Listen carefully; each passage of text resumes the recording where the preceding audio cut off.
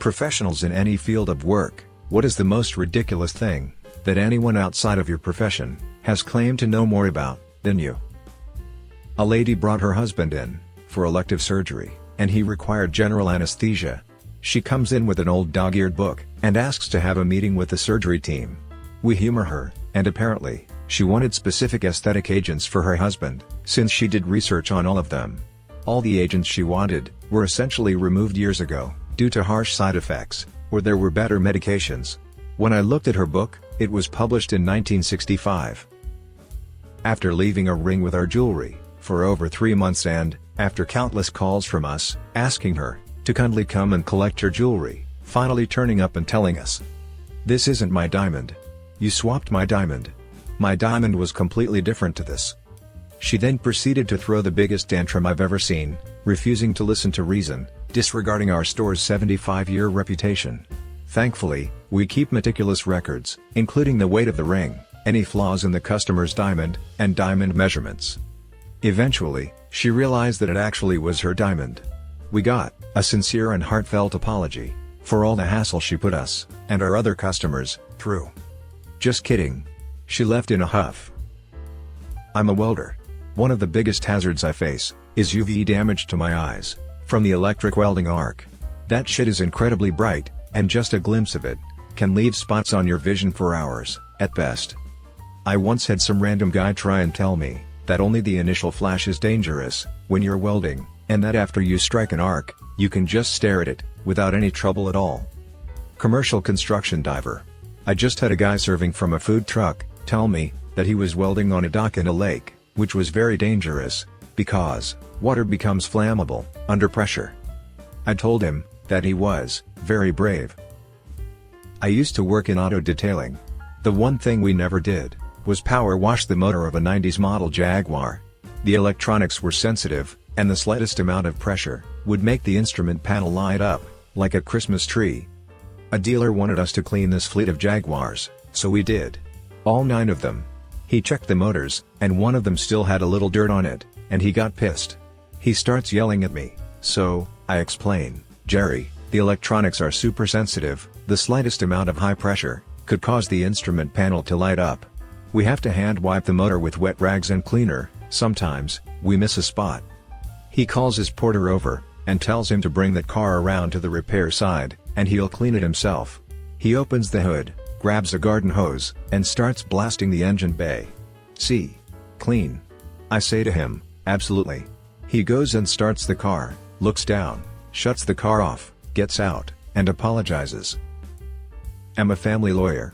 Can't even tell you how many times I've had a client argue with me about child support. Client gets mad because their brother or friend or co-worker or whoever had a much lower child support payment, so it isn't fair, and obviously, I effed up the calculation. No, jackass. Yours is higher because you make more than your friend, and your kids are in daycare. I've been doing this for many years, and the calculation is done by a computer. I'm not using tea leaves and an abacus to calculate your support payments. Edit. I got gilded. First time, and it's not even a post about something embarrassing. Woo. Thanks. Also, to everyone asking questions about how child support works, please understand I can't give you any real advice. I don't know where you live, or how the law works there. Go see a lawyer, where you live, for real answers. I will try to answer the questions with a general type of answer. That's all I can give you. Edit 2. Okay, you all, I get it, an abacus is a legitimate calculation tool, if you know how to use it. I don't. Edit 3. To be clear, I always explain the way child support is calculated, and show the math to clients. My problem is not with people asking questions. I am totally open to questions, and am happy to answer any questions a client may have. It is with clients refusing to believe I know what I am doing. Recently graduated from medical school, far from an expert, and now my family suddenly has a wealth of medical knowledge. Most recently, they have decided that almost any illness can be cured with laxatives. Edit. You guys are really into Windex. Being any medical professional, and with literally anything. I had a patient once tell me she wouldn't do birth control because it caused AIDS. She was very polite about it and said she understood, that us doctors weren't allowed to tell patients the truth. Okay lady, enjoy your 5th baby. Another lady did not believe me at all when I told her 7 C-sections was a dangerous amount, and the 8th section could cause many complications to her and the baby. Well, they got 7 out easily, so what's one more? Well, it takes them a lot longer and longer with each section, so it probably got harder with each one. Well, I was there, so I would know. Woo, okay. Not me, but my dad. My dad's ex-Navy, and has served on a whole bunch of ships, including HMS Antelope. He spent 2.5 years on that ship. My uncle, his sister's husband, tried to lecture my dad on how the Antelope carried nuclear weapons, amongst other bullshit things that my dad knew for a fact were not true. Dad asked Uncle how he knew such info. Uncle claimed to have seen the, probably, highly classified, blueprints for the ship. My uncle was an effing floor layer. I work in legal compliance, in the finance industry. I run into people doing illegal shit all the time, claiming that it's the law. I couldn't tell you how many pieces of legislation I have read, cover to cover, and how long I spend making sure I'm up to date with any legal changes in my field. And yet, I still get this sort of thing. Me, hi, a client has told me that she's been declined for a loan from you? Her, yeah, we can't lend to anyone who uses your company.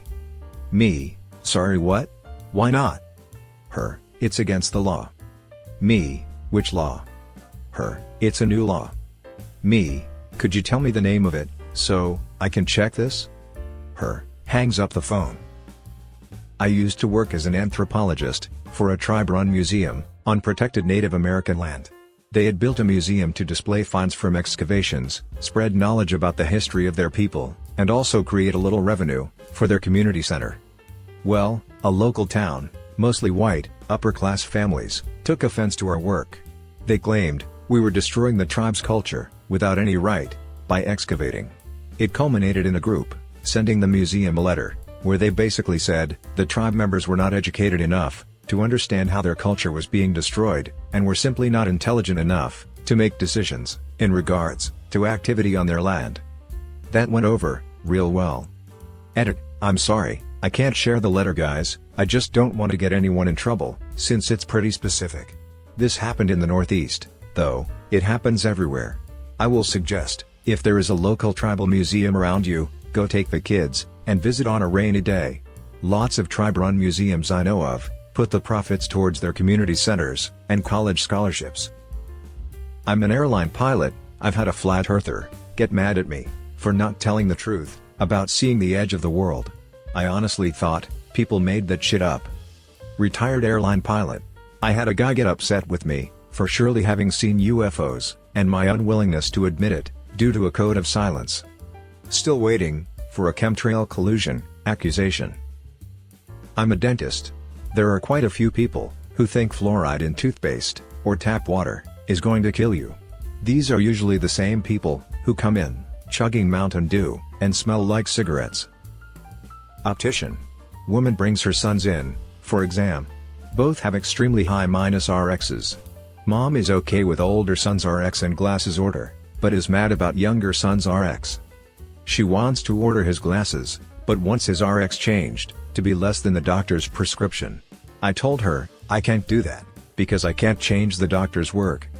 She's mad, because she thinks the RX is too high for him, because his eyes are like my eyes, and my RX didn't change this much from my exam last year. So, I don't want his that high. I had a lady ask me what makes me qualified to tell her she needs to go to the hospital. I'm a paramedic, it's literally what I get paid to do. Edit, I work for a local government fire department that also provides ALS, Advanced Life Support, ambulance services. We don't get paid per call, we work in a low-income area where no one has insurance, and fewer pay their bills. The local hospital is going under and needs bailouts every year because they have so few paying customers, and our government pesticides those bailouts. If I transport someone out, takes money from my pocket and costs the tax-paying citizens. There are no incentives for me to transport someone to the hospital that doesn't need it. None. It takes me a minimum of 30 minutes to transport someone. or 5 minutes tops, to get a refusal of care. Trust me. If I say, you need to go, you need to go. I buy and sell junk for a living. Every day is a constant struggle with buyers who have been in this for years and know all the prices. You can't argue with market set prices on eBay, but old men can argue that it sold for so much more in 1980. I bought this computer for $3,000 15 years ago. It surely must be worth $2,700, right? Every day. I work as a pharmacist's assistant, and my boss, a chemist, was once on the phone to a woman who insisted that she take curcumin to heal her pneumonia, and not antibiotics. Curcumin is the active ingredient in turmeric, a well-known natural anti-inflammatory. But it's not gonna do shit when your lungs are filled with black liquid, and you're halfway to death. I'm a biologist. In many years of arguing, I have yet to meet someone who both denies evolution, and also, actually understands it. Ha ha ha. My wife was homeschooled all her life, and swore up and down she didn't believe in evolution. One night we were talking, and I explained it to her, and she goes, "Oh, that makes sense. Yeah, I can believe that." And she's believed it ever since. Blows my mind how some people just aren't educated on these things. I monitor and maintain Linux servers for a cloud network, also use Linux at home and on the laptop. Ridiculous thing. People in coffee shops looking at my laptop screen, telling me they are gonna call the cops on me because I'm probably hacking something. I'm not seeing you denying that you were in fact hacking. Well, I was remotely connected to a server, the one in the corner of my den, LOL. I've done research in both the Arctic and the Antarctic. Someone told me that the polar bears hunt the penguins. I told him that they don't. He angrily replied that, yes, they do. Polar bears only live in the north, and penguins only live in the south.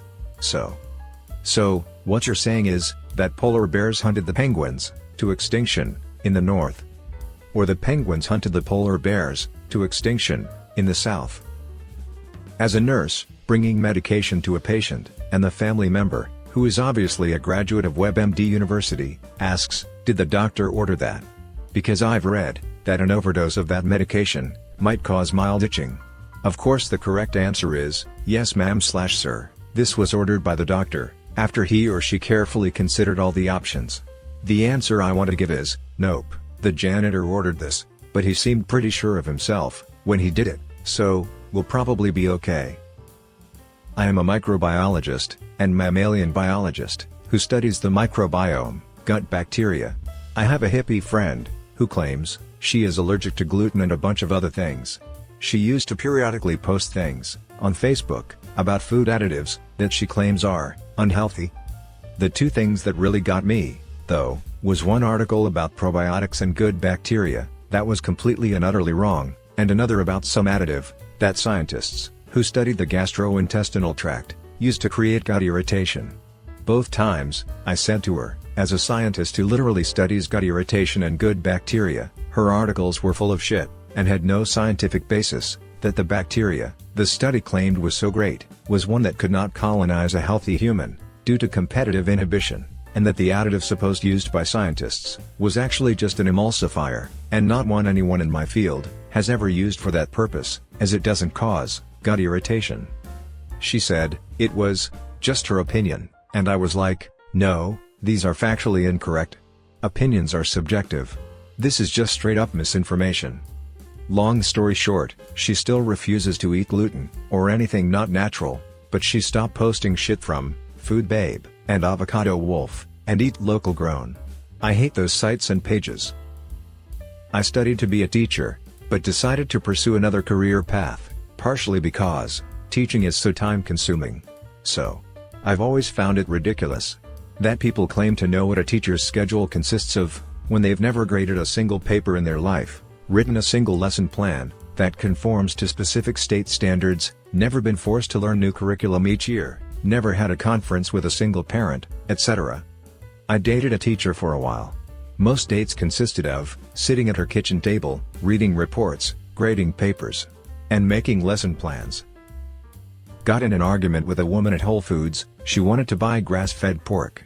There is no such thing. Grass cannot support a pig, they have to eat a heavy grain-filled diet. Woman did not believe me, or my 10 years of farm and meat selling experience. Got to the point, I told the woman, I would ship her a piglet, so she could raise it completely on grass, and watch it die from starvation. I don't do demos at Whole Foods anymore. I am a hotel manager.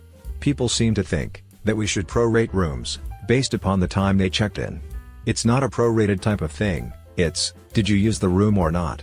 If you use the room, then the same amount of effort has to go into housekeeping, and the labor cost is the same.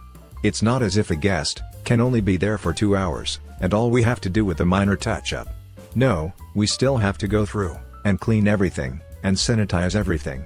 We don't know what you used, so we have to do it all, regardless of how long a person is there. When I've had a couple of guests get angry because I don't prorate, I tell him that renting a room is, sort of, like buying a bottle of beer. You can't go to the merchant and say that you only want 1 swig of beer, so you shouldn't have to pay for the whole thing, because once the bottle is opened, it's a used product. Likewise, when a guest uses a hotel room, it is now a used product. It's my car, and I think I know more about getting insurance on it than you do. Friend, who just bought newer car, who wanted liability only. Well, this lady hit me and she said she'd just pay out of pocket for it. I called my dad, and he said to just do it that way. No, I didn't get anything but her name and phone number. More idiotic friend, who called me after she hadn't been able to reach the other driver. Licensed auto and property claims adjuster. Them, we determined that the wall is not load-bearing. Me, how did you come to that conclusion? Them, because of the way it is. Me, it's definitely load-bearing, allow me to show. Them, we already decided it's not load-bearing, weren't you listening? My favorite veterinary saying is, getting veterinary advice from a breeder is like getting gynecological advice from a pimp. The amount of bullshit that I hear from breeders is amazing. Their particular dog variant is horribly allergic to vaccines, dewormers, anesthetics, etc. No science. Often a link to some layman's website that contains an interview by some homeopathic quack. The pet owner then wonders why their non-vaccinated dog, who has been treated with a spray consisting of lemon water, rosemary, and tea tree oil mixture, came in, not able to walk, with a 104 fever. When I explain that they have Lyme disease, and will need treatment, and that there is an effective vaccine, and preventatives exist, both oral and topical, that could have prevented this suffering, they sometimes still call the breeder for advice. No, a watered-down mixture, a vi of newt and arsenic, will not fix him. Years ago, I worked for a tree care company. Lady calls and says, we cut down her tree, and we weren't supposed to. I start to freak out. This is the most stressful call you will ever get, working for a tree care company. I search our records, and don't have anything showing work was done in the last few years. Still, I think maybe something slipped through the cracks, so I send someone to go look. Get a call telling me there's no sign of a tree missing, leftover stump, and nobody recalled doing work there. I assume the wrong address, or maybe the tree wasn't located exactly where she said it was. No, in both cases. She changes her story and says that we removed the wrong tree branch, and all the added sunlight was killing the grass. Well, first off, sunlight doesn't kill grass. Secondly, the tree branch she's talking about was removed by us because she asked us to, and it was done 3 years prior. I forget what happened after that. I may have ignored her by then, or explained to her the time frame and the records we had on file. Anyway, she went away. Get a call 6 months later, and she hires us to do some other tree work. Doesn't even mention the other tree. Edit, as others have said below, I think the customer had dementia, or some type of mental illness. If I recall correctly, the whole situation started when one of her tenants complained about the grass. Astronomer here. One-upmanship usually has to do with some sort of fringe theory that the person insists is true, but in actuality, doesn't get how it works. A sample. Ran into a guy at a meetup thing who insisted general relativity wasn't true. He didn't have any proof of it, as I recall, he just didn't understand it. When I pointed out the GPS satellite system would fail within a half hour if relativity weren't accounted for, his idea was that we didn't understand cosmic rays well enough, or some such. I have a distant relative, who believes in all sorts of crazy conspiracy theories. We never landed on the moon, crop circles, the works. At one point he said, "But surely you can acknowledge, that we regularly talk to aliens, at least?" And when I said, "No," he said in a sad tone, "Ah, the government has paid you off too." Yeah, those family reunions are super fun. Also, by the way, my family originally is Eastern European, and I know a lot of fellow immigrants from that part of the world, and a lot of people disagree that we landed on the moon. When I point out the mountain of evidence that we did, in fact, land on the moon, I get dismissed as just being a patriotic American. So, I guess, there's a bit of Cold War sentiment really behind it, that if Russia couldn't land someone on the moon, the US surely couldn't. Finally, and perhaps most bizarre, there was a guy I met once on holiday, who was a nice retired engineering gent, and insisted that this was a Hubble photograph taken of heaven. Sorry, link got readied, read edit below. It was so bizarre. I just kept doing what I always do with people like this, politely ask questions that show holes in the theory. For example, what are the coordinates? Then find something true and exciting to focus on, instead, when it gets awkward. Which was really hard for this particular instance, but luckily, I was saved by Venus, coming out at sunset that time. Edit, apparently the link is down, and sorry, but I'm too busy to hunt down a new one. But if you do a Google image search, for Hubble discovers heaven, it should turn up. Software engineer. How hard is it to fix a few bugs? It should just be a few lines of code. Edit, seems this struck a chord with people. Part of why I love my job is, my manager, and even the CEO, don't do stuff like this. I've still had plenty of conversations outside of work, though, oh god, every game forum. 99 bugs in the code. 99 bugs in the code. Take one down, fix it around. 117 bugs in the code. Meteorologist checking in. This thread is basically my life. A large portion of the general population believe they can do my job better than I can. A large majority of that portion have zero issues informing of this. I've had strangers, clients, and even my own family very strongly tell me how wrong I am about whatever obscure weather topic they bring up. And let's not even get started on the topic of global warming. I simply tell people I'm not a climatologist and attempt to end it there. Along with being treated like a moron, I'm also blamed for others' mistakes. I visited my girlfriend's family in Florida a while back to meet them. Her uncle is a pilot, and went on this rant about how I was one of those guys who always screws up, saying it's going to rain, and it doesn't, etc. etc. Had a few other family members join in the fun. He came at me with I make a mistake, people die, you make a mistake, it's just another day line. Luckily, I'm used to this, and have rebuttals ready to go, but I sealed it with I knew you were a pilot the second you fed me that line, because every pilot says that to me. I don't like pilots. Linguistics PhD here. A grad student in the English department was telling me about how French is inherently superior to English for poetry, complete nonsense, for so many reasons.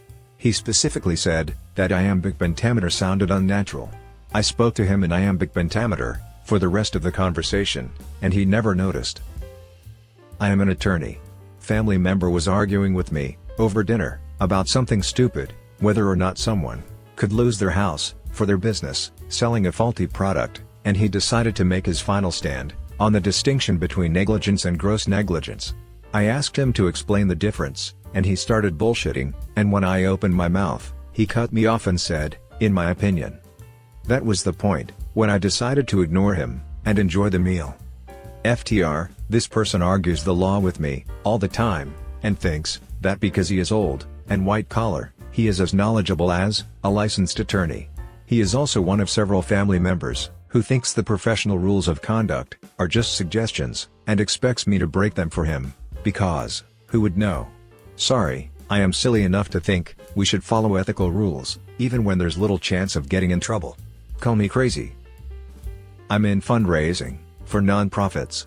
Everyone wants their fundraisers to increase contributions from businesses, but they don't realize that business contributions account for less than 5% of all contributions to charity nationwide.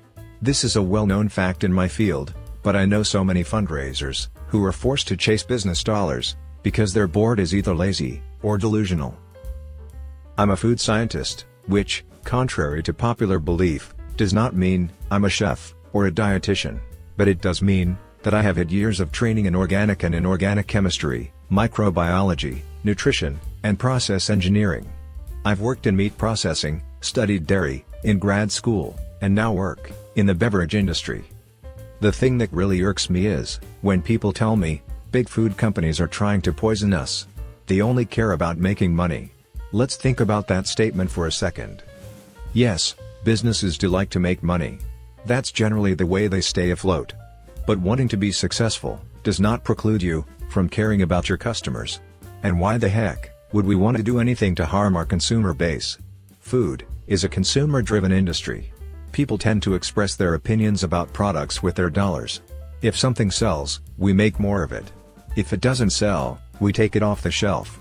I can't tell you how many times I've seen great ideas for healthy, fun, new products developed by my R&D peers, only to see them shut down when they fail in the test market.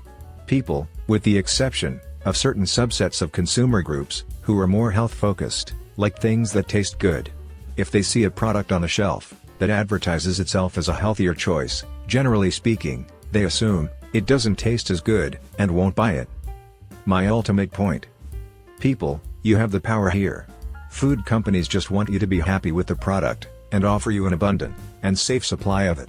We're not the devil, I promise. My co-workers and I are basically a bunch of foodies and nerds. And food safety freaks. Wash your hands and produce well, Redditors.